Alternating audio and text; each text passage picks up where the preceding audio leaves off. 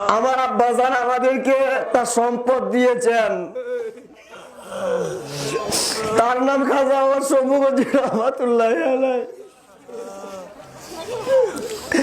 কুল কায়নাতের মানুষ যদি আমাকে সারা জীবন পাগল বলে যে এটা জাহান্নামী হয়ে গেছে, বেদাতি হয়ে গেছে, যা কিছু বলুক, কিন্তু আপনারা দোয়া করবেন যে আমাদের পরিবারটা, তাদেরকে যেন আল্লাহ পাক মৃত্যুর আগ মুহূর্ত পর্যন্ত শম্ভুগঞ্জের নাম বলতে বলতে যেন আমরা থাকতে পারি। শুধু এতটুকু দোয়া করবেন।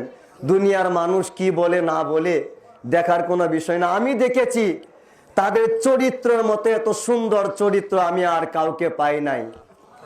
আমরা কেরামতের পাগল না, ওনারা ওয়াজ করেন না, আমরা ওনাদের ওয়াজের পাগল না, শুধুমাত্র চরিত্র মোবারকের পাগল।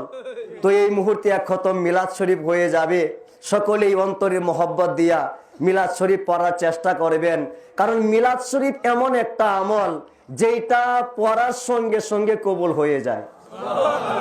শুধু এই মিলাদ কবুল হয় না, মিলাদের আগে এবং পরে যদি অন্য কোনো আমল করা হয়, তাহলে এই মিলাদ শরীফের ওসিলায়, দরুদ শরীফের ওসিলায় আল্লাহ পাক আগের এবং পরের সমস্ত আমলগুলা কবুল করে নেন।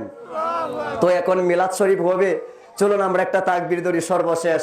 নারায়ে তাকবীর, নারায়ে রিসালাত, নারায়ে হায়দারি, গাউসুল আজম শম্ভুগঞ্জি, শাহজাহানপুরি, মহামান্য বড় হুজুর, মহামান্য মেজু হুজুর, মহামান্য মুর্শিদপুরি, মহামান্য শেজু হুজুর, মহামান্য সুজা হুজুর, মুরিদের দরদি ওয়ালি হুজুর। নারায়ে তাকবীর, নারায়ে রিসালাত। শাহজালাল রহমতুল্লাহ বুঝাইয়া দিয়া গেছেন সিলেটের মানুষকে। সিলেটের মানুষ, আমি যদি ইচ্ছা করতাম তো সিলেটের জমিনকে সোনার বানাইতে পারতাম, সোনার। যেই ব্যক্তি জায়নামাজে বৈশা সিলেট সুরমা নদী পার হইতে পারে, ও সিলেটের মাটিকেও সোনা বানাইতে পারত।